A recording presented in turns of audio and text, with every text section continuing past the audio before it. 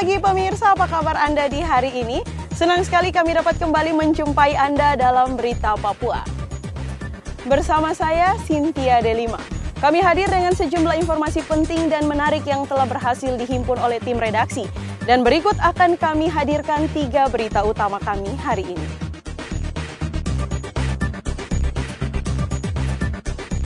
Kelompok kriminal bersenjata kembali membakar rumah dan kendaraan di Intan Jaya. Harga minyak goreng masih mahal. Ratusan wisatawan di pantai Lampu Satu Merauke abai protokol kesehatan.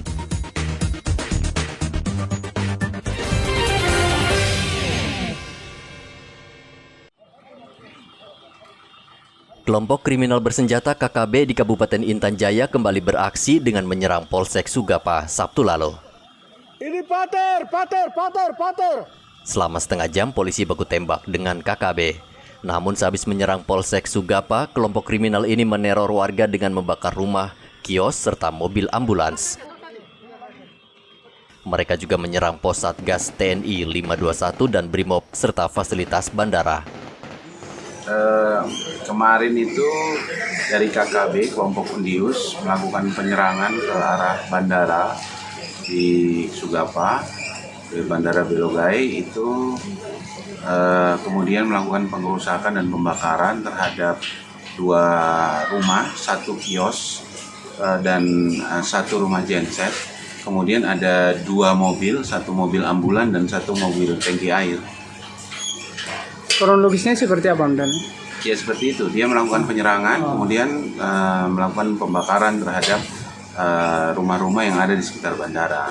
Untuk saat ini situasi di sana katanya kemarin malam sampai pagi ini kita sudah kuasai, jadi pasukan dari Ops Nemangkawi, sudah dari gabungan TNI Polri, Ops Nemangkawi itu sudah menguasai bandara.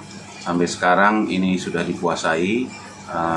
Bandara juga sudah diduduki oleh pasukan, dan situasi di Sugapa dari pagi sampai sore ini relatif stabil. untuk pengejaran terkait KKB ini ada? Ya, sementara ini kita lakukan konsolidasi untuk melakukan pengamanan terhadap masyarakat pengungsi yang ada di gereja dan polsek. Tim untuk pengejaran sudah disiapkan. Teror yang dilakukan KKB belakangan semakin sering dan berani. Mereka juga bertindak kejam terhadap warga sipil. Akibat serangan itu, masyarakat Sugapa ketakutan dan langsung mengungsi ke sejumlah gereja dan pos TNI Polri. Hingga saat ini, situasi di Intan Jaya masih belum aman. Rian Tonai melaporkan dari Intan Jaya, Papua.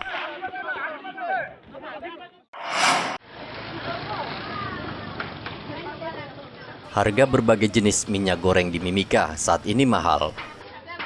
Pedagang mengeluhkan kenaikan ini karena warga jadi enggan membelinya. Mereka mengaku sehari hanya 1 botol minyak goreng yang laku terjual, itu pun botol yang berukuran kecil. Harga minyak goreng kemasan 5 liter sebelumnya dijual seharga Rp40.000, kini naik menjadi Rp90.000. Mau bilang apa kau dari sananya, Mas? Ya, pemerintah kan sudah ada. Dari bulan kemarin. Bulan kemarin nih? Sekitar sudah 2 bulan. Ya. Kenaikan harga minyak goreng ini juga berdampak pada penjual makanan ringan. Pedagang menyiasati kenaikan harga dengan memperkecil ukuran gorengan.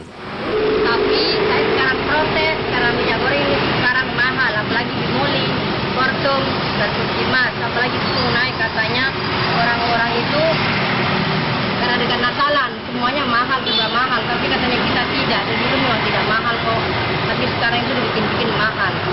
Kalau di Moli 98, kalau Kortum 96, kalau Puskimas 88, semua barang naik. Dulu kita punya keuntungan besar, tapi sekarang punya keuntungan menipis, apalagi sekarang pon sepi. Kalau dulu masih pon itu rame, tapi sekarang itu sudah sepi. Kita juga punya penjualan kurang, bahan-bahan naik, kita juga itu keuntungan sedikit, baru kondisinya seperti ini. Sudah sebulan terakhir ini harga minyak goreng terus merangkak naik di sejumlah daerah di Indonesia. Kenaikan ini disebabkan harga minyak sawit mentah di pasaran juga naik Padahal Indonesia merupakan negara penghasil sawit terbesar di dunia. Dari Mimika, Papua, Igobat Momolin melaporkan.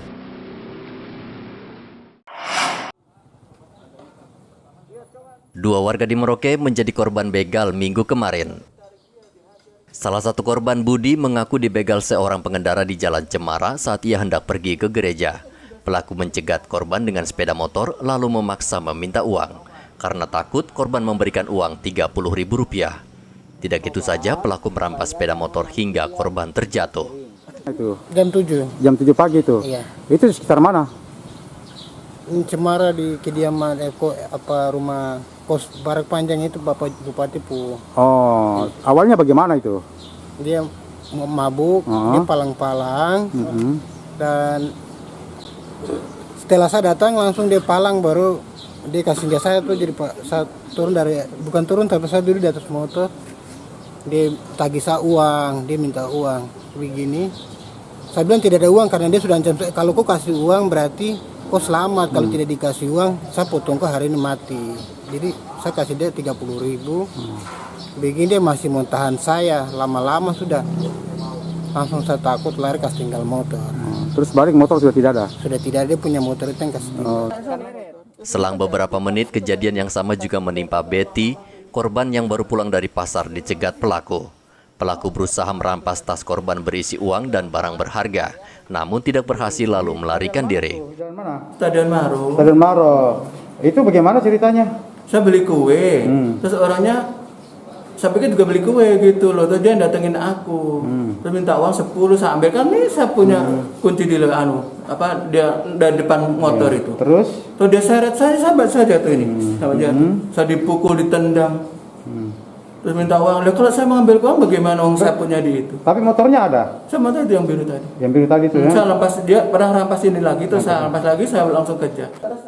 Polisi saat ini tengah memburu pelaku yang merupakan orang yang sama di 2 TKP. Polisi menyita sepeda motor pelaku yang digunakan untuk beraksi. Diduga sepeda motor tersebut merupakan hasil curian. Mereka telah dicegat dan dirampas barang-barangnya. Jadi pelapor ada 2 orang, terduga pelaku kami perkirakan sama karena di TKP yang kedua barang milik korban yang pertama, salah satu barang milik korban pertama ada ditemukan di TKP bersama motor yang digunakan pelaku. Kemudian di TKP kedua pelaku membawa lari motor korban dan motor yang digunakan pelaku tertinggal di TKP bersama barang yang diambil dari korban pertama. Sekitar kurang lebih jam 7. TKP 2 tempat yaitu Stadion Minimaro dan Jalan Cemara. 2 TKP tersebut memang berdekatan, bisa ditempuh dalam waktu beberapa menit saja. Kedua korban mengalami luka-luka lecet. Korban pertama ditarik pada saat di atas kendaraan ataupun di atas motornya sehingga jatuh bersama motor dan mengalami luka. Kedua korban, Budi dan Betty, masih dimintai keterangan. Mereka terluka di tangan dan kaki. Muhammad Ridwan melaporkan dari Merauke, Papua. Polisi menangkap DE, pemuda berusia 19 tahun karena berbuat tidak senonoh terhadap seorang siswi.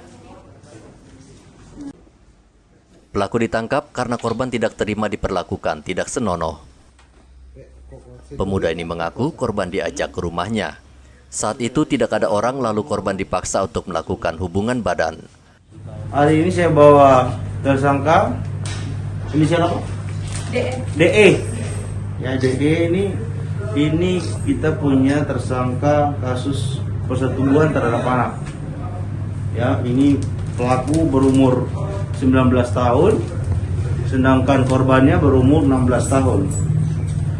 Berawal dari pacaran, kemudian pelaku ajak korban menolak, namun pelaku tetap memaksa bawa ke rumahnya di TMP. Rumahnya di TMP itu rumah kosong, orang tua tidak ada. Nah, disitulah dia mulai memaksa korban dan melakukan hubungan badan. Ya, akhirnya korban ketakutan dan korban panggil orang tuanya untuk menjemputnya. Ya, di sini saya mengingatkan kepada rekan-rekan untuk ke masyarakat Merauke, ya, perbuatan-perbuatan terhadap anak, terhadap perempuan, ya itu tidak ada ampun buat hukum. Kita akan terus tindak sampai dengan kejahatan-kejahatan ini berhenti. Ya, jadi saya minta kepada rekan-rekan semua dari media sampaikan kepada masyarakat. Pelaku dijerat pidana dan ancaman hukuman penjara maksimal 15 tahun. Muhammad Ridwan melaporkan dari Merauke, Papua. Seiring semakin menurunnya angka COVID-19, Pemda Merauke berencana menerapkan tahapan new normal. Ini disambut gembira warga Merauke, seperti terlihat di kawasan wisata Pantai Lampu 1. Minggu kemarin banyak orang membanjiri kawasan ini karena bosan dan jenuh tinggal di rumah akibat pembatasan yang diberlakukan pemerintah. Meski demikian, banyak pengunjung tidak menerapkan protokol kesehatan sehingga bisa memicu kenaikan angka positif COVID-19. Sebagian warga mengaku lupa mengenakan masker. Dalam rangka apa? Oh, jalan-jalan ke pantai. Ibu tahu kan ya, sekarang masih pandemi, Bu, ya? Iya. Kenapa tidak pakai masker, Ibu? Ada masker di jok motor. Oh, di jok motor ya? Tidak dipakai, Bu, ya? Iya, nanti habis. Oke. Tidak hanya pengunjung, banyak juga pedagang yang tidak mengenakan masker saat menjajakan dagangannya. Sebulan ini pedagang sama sekali mengabaikan prokes, padahal pandemi masih mengancam. Muhammad Ridwan melaporkan dari Merauke, Papua.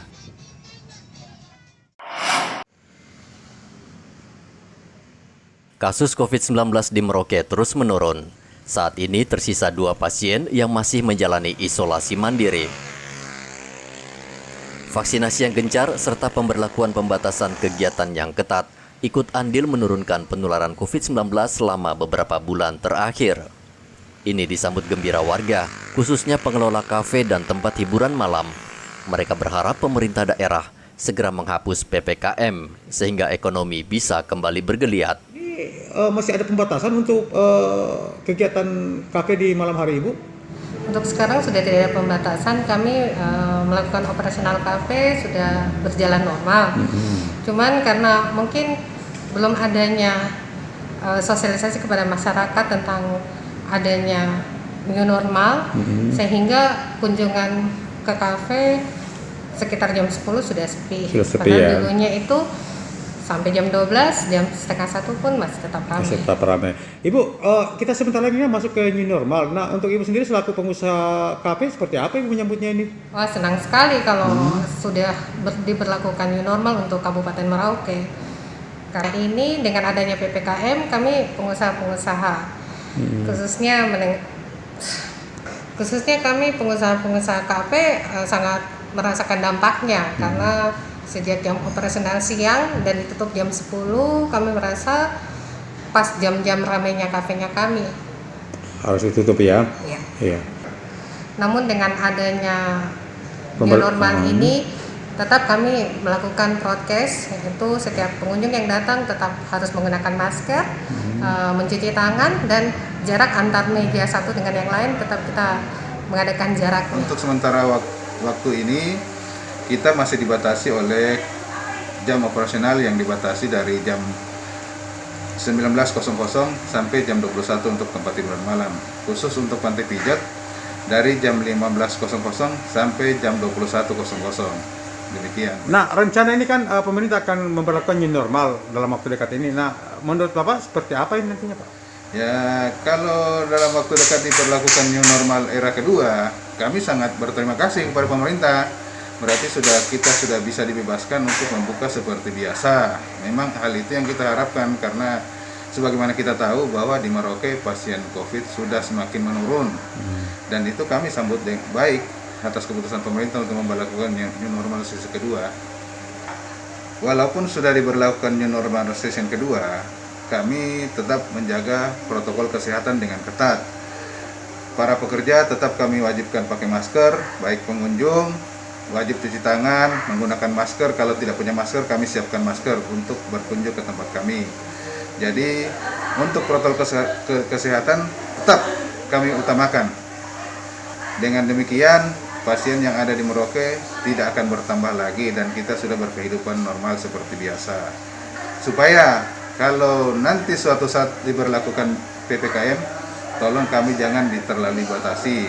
Ya, kami tahu memang tempat kami itu tempat berkumpul, tapi tolong, karena di tempat kami protokol kesehatan selalu kami terapkan dengan ketat.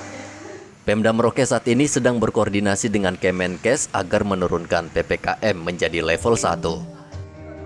Pada PPKM level 1, sejumlah kelonggaran akan diberlakukan, seperti menambah jam operasional dan kapasitas pengunjung.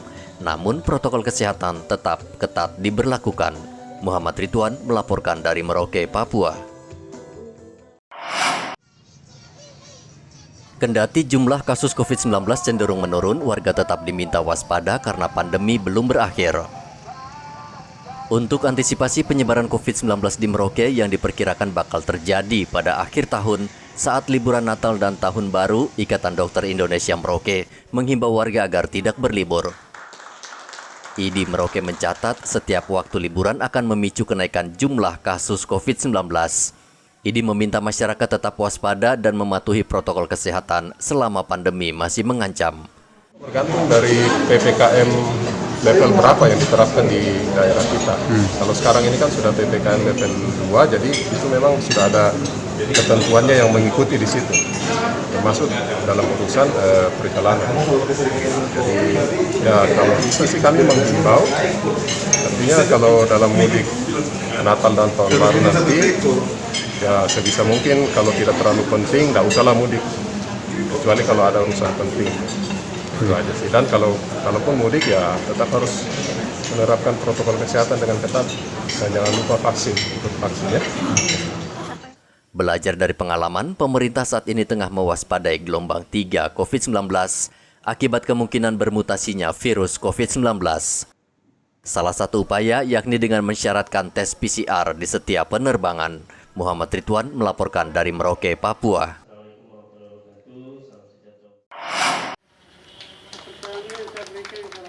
Gubernur Papua Lukas NMB melepas 280 atlet Papua yang akan berkompetisi di Peparnas ke-16 yang akan berlangsung 2 hingga 15 November. Pelepasan berlangsung di kawasan olahraga Kampung Harapan Sentani, Kabupaten Jayapura, Sabtu lalu. Gubernur berharap kontingen Papua bisa menyumbangkan banyak medali dan melampaui target yang ditetapkan, seperti yang sudah ditoreh para atlet di ajang Pekan Olahraga Nasional. Ajang Peparnas 16. Mari kita semua memberikan dukungan sukses penyelenggaraan Peparnas 16 kepada semua orang bisa barang apa ini.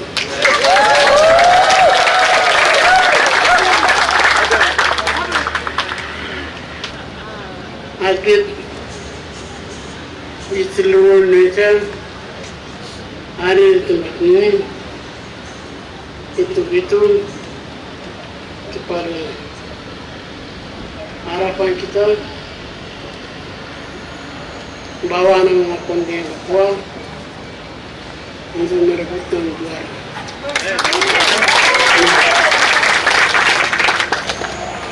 Karena pertandingan ini hampir sama dengan atlet lain berjuang. Kita bisa membuktikan, kita bisa mencapai di luar target.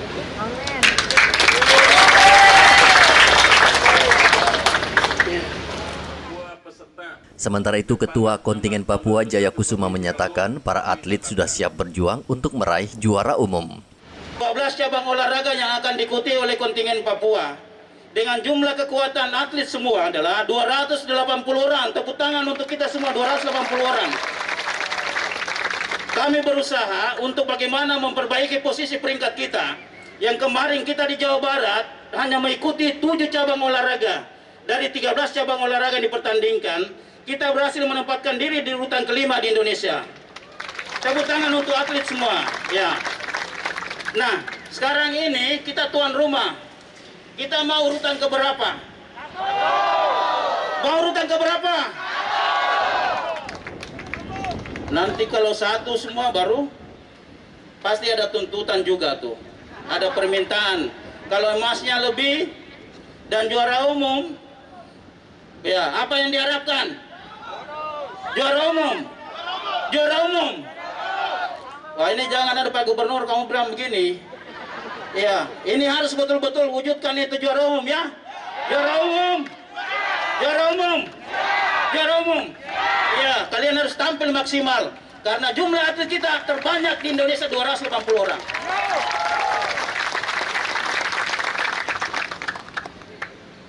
Ya, mudah-mudahan saja atas izin Tuhan apa yang kita harapkan bisa terwujud. Ya. Saya sangat optimis kepada atlet-atlet sekalian. Karena apa? Yang pertama, kita sudah latihan cukup lama. Kita sudah latihan cukup lama. Ditangani pelatih-pelatih yang handal, yang profesional.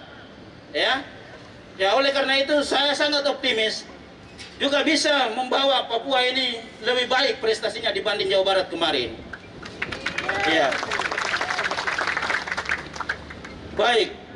Terima kasih kepada seluruh atlet, pelatih, ofisial dan pendamping semua ya yang sudah bersusah payah berlatih ya, mengeluarkan peluh keringat ya. Di sinilah tempat kalian untuk membuktikan diri kalian. Membuktikan diri kalian bahwa kalian mampu memberikan yang terbaik untuk Papua. Tepuk tangan untuk Papua. Pekan Paralimpik Nasional atau Peparnas ke-16 akan mempertandingkan 12 cabang olahraga yang diikuti 2.725 atlet dan ofisial dari 33 provinsi. Pemerintah provinsi berjanji akan memberikan bonus yang lebih besar dibanding atlet PON ke-20 bila berprestasi di ajang Peparnas tahun ini. Hendra melaporkan dari Jayapura, Papua.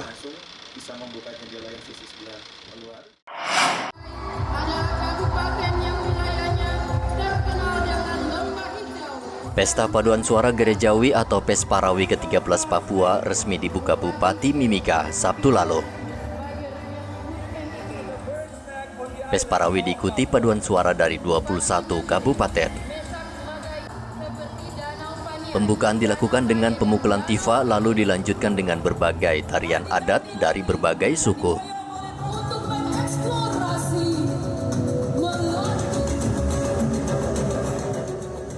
Acara pembukaan cukup berkesan karena memperlihatkan toleransi umat beragama. Kendati merupakan kegiatan rohani umat Nasrani, acara pembukaan juga menghadirkan lantunan qosidah yang dibawakan Majelis Taklim Ar-Rohmah. Setelah itu dilanjutkan penyerahan piala bergilir dari juara umum PES Parawi 12 pada Bupati Mimika, lalu diserahkan pada panitia untuk diperebutkan. Jumlah peserta acara ini mencapai 2.731 orang yang terdiri dari peserta laki-laki 1.254 orang dan perempuan 1.477 orang. PES Parawi berlangsung selama sepekan. Dari Mimika, Papua, Igobat Momolin melaporkan.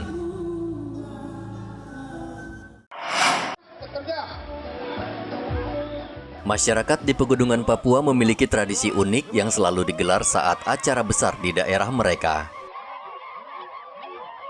Tradisi ini mereka sebut bakar batu yang merupakan ritual adat masyarakat di Pegunungan Tengah Papua.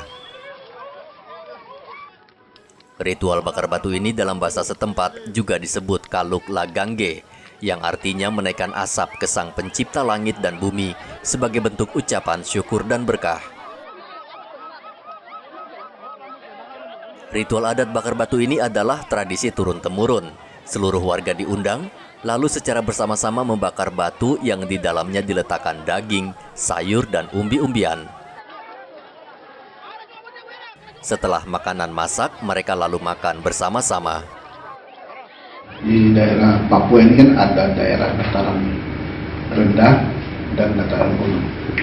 Nah, kami yang ada di daerah gunung ini ada istilahnya itu, istilahnya makan bersama. Makan bersama itu tanpa undangan. ketiga kalau di mana ada acara-acara ritual adat bakar batu, itu kan kadang-kadang undangan tuh secara terus adalah ketika kita kalau naik asap, mereka melihat asap, di sana ada bakar batu. Bahkan mereka sering secara tidak langsung mereka datang untuk hadir untuk dalam acara-acara itu. Nah, sehingga contoh kita membuat macam kegiatan resmen gereja atau menyelesaikan masalah, maka harus ada bakar batu. Bakar batu itu menjadi tanda mengundang orang hadir di sini. Jadi tanpa secara undangan ya sudah. Mungkin secara lisan ya ada bakar batu. Mau bikin konferensi ya dari kemarin kita bakar batu.